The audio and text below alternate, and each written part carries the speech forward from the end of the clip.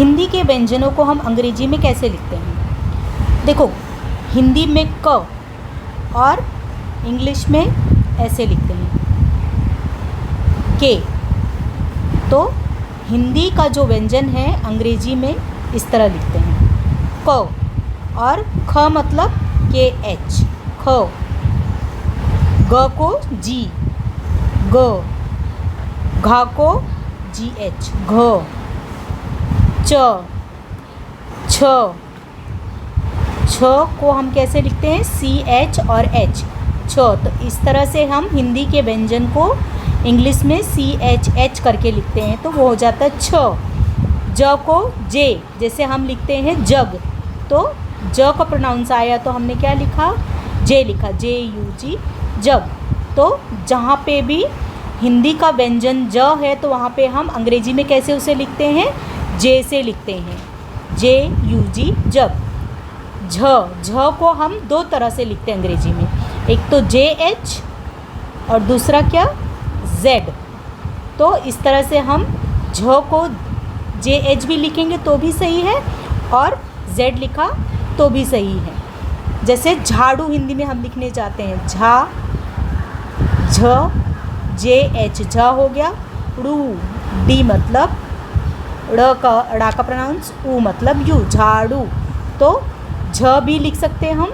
और देखो, जब झंडू बाम आप लिखने जाते हो तो झ को यहाँ पे जेड लिखा, ज न डू, झंडू। तो इस तरह से आप झ को जे एच भी लिख सकते हो और जेड भी लिख सकते हो। और टी को हिंदी में हम ट लिखते हैं, टी को इंग्लिश में टी से प्रोनाउंस करते हैं। तो जैसे हम हिंदी में लिखना चाह रहे हैं टमाटर, तो हम ट का यहाँ पे टी लिखेंगे, ट मा टर। तो इस तरह से हम ट को, जो टा का हिंदी का व्यंजन होता है अंग्रेजी में हम उसे किससे लिखते हैं? टी से लिखते हैं। तो इस तरह से टमाटर बन गया।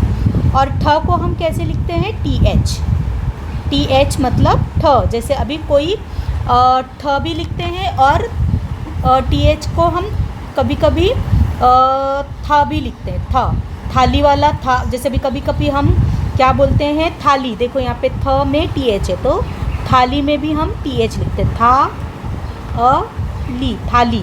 और इस तरह से ठुमका लिखने जैसे हम जाते हैं तो टी एच, ठ, ठू, ऊ, म, का। तो ये हो गया ठुमका। तो ठा के लिए भी हम टी एच लिखते हैं और था के लिए भी हम टी एच लिखते हैं। ड को हम कैसे लिखते हैं? डी। जैसे हुआ डमरू, तो आप क्या लिखोगे? ड, ड मतलब डी, ड म ट्रू, डमरू। और ढ को हम कैसे लिखते हैं?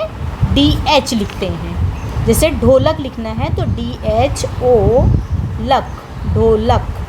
तो इस तरह से हम ढ के लिए डी एच का यूज़ करते हैं। अभी ड़ लिखना है हमको तो उसके लिए भी हम एन का यूज़ करते हैं। और जब कहीं पे देखो यहाँ पर लिखा हुआ है न के लिए हम न के लिए भी एन का यूज़ करते हैं और ना के लिए भी हम एन का ही यूज़ करते हैं। इसी तरह से त के लिए हम किसका यूज़ करते हैं? टी का यूज़ करते हैं। ट के लिए भी हम टी का यूज़ करते हैं और त के लिए भी हम टी का यूज़ करते हैं। जैसे हिंदी में लिखना चाहेंगे हम ताली, तो ता का टी लिखेंगे, ता, ताली। इस तरह से हम हिंदी लिखेंगे तो टी को हम क्या लिख रहे हैं? यहाँ पे त यूज़ कर रहे हैं, तो ताली। अभी डी इंग्लिश में हम द, और जब इंग्लिश में हिंदी में हम द और जब इंग्लिश में लिखने जाएंगे तो उसको हम डी में लिखते हैं। जैसे अभी लिखना है दवाई, तो हम यहाँ पर किसका यूज़ करेंगे?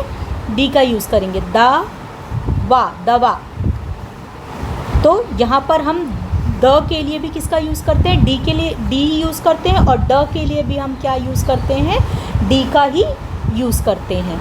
इस तरह से हम जब ध लिखने जाएंगे तो ध के लिए हम किसका यूज़ करते हैं? डी एच का यूज़ करते हैं। और प के लिए हम किसका यूज़ करते हैं? पी का यूज़ करते हैं। जैसे हुआ पैरोट, तो प हिंदी में साउंड आया और इंग्लिश में भी क्या आ रहा है? प, तो हम क्या यूज़ करते हैं? P, parrot. फ के लिए हम एफ का भी यूज़ करते हैं, पी एच का भी यूज़ करते हैं। जैसे फ़ोन लिखना है तो PHON, फ़ोन लिखा। अब जैसे हम हिंदी में कभी कभी फूल लिखने के लिए PH का भी यूज़ करते हैं, PHOOL, फूल भी लिखते हैं। और देखो हम फुल लिखने जाते हैं, फुल, तो F का यूज़ करते हैं। तो साउंड तो स्वर तो आवाज़ से मुंह से निकला फा का ही, तो हमने यहाँ पर कहीं पर हमने क्या किया, F का यूज़ किया, और कहीं पर हमने क्या यूज़ किया, PH का यूज़ किया। अब ब के लिए हम किसका यूज़ करते हैं, B का यूज़ करते हैं। जैसे बुक, तो ब बोला तो B, बुक। भ के लिए हम BH का यूज़ करते हैं। जैसे भक्ति, तो हमने क्या यूज़ किया, भक्ति, भक्ति, तो भ का साउंड आया, BH मतलब भ हो गया, भक्ति। अभी हम M के लिए किसका यूज़ करते हैं, M के लिए माँ के लिए हम M का यूज़ करते हैं। जैसे हुआ मंकी, तो मंकी, म आया, म न की, मंकी, तो हमने क्या किया, म के लिए M का यूज़ किया। तो हिंदी के व्यंजन अंग्रेजी में इस तरह लिखा जाता है। अभी य के लिए हम Y का यूज़ करते हैं, और R के लिए हम र का यूज़ करते हैं। जैसे अभी एग्जांपल लेते हैं, जैसे Y के लिए हम, जैसे हम यान, YARN, यान, तो हमने या के लिए क्या यूज़ किया, Y को यूज़ किया।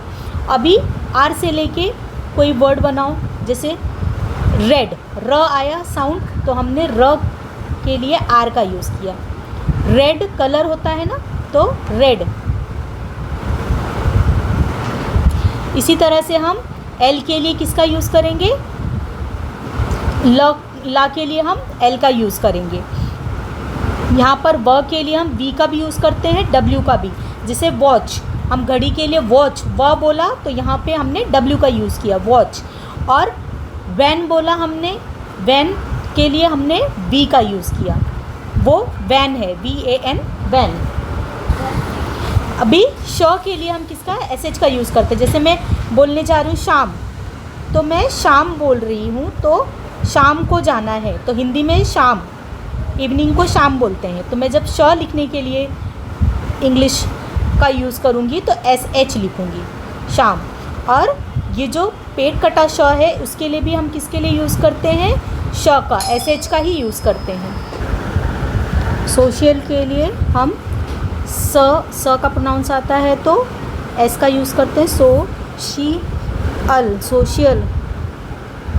और H का शब्द हमको बनाना है, तो ह से जो भी साउंड आता है तो वो वाले शब्द हम यहाँ पर लिखते हैं। जैसे हम हाय बोलते हैं, तो हाय के लिए ह का साउंड आया तो H लिखेंगे, HI, हाय। और श का साउंड आ रहा है, तो श के लिए हम KSH या फिर X का यूज़ करते हैं। जैसे क्षत्रिय, तो KSHATRYA, क्षत्रिय। तो इस तरह से अगर श का प्रोनाउंस आता है तो हम श की जगह हम KSH का यूज़ करते हैं, तो क्षत्रिय। अभी ज्ञा के लिए हम क्या यूज़ करते हैं, जैसे ज्ञान बोला हमने, तो हिंदी में अगर ज्ञान लिखना है हमें तो GY लिखेंगे यहाँ पर, GYAN, ज्ञान।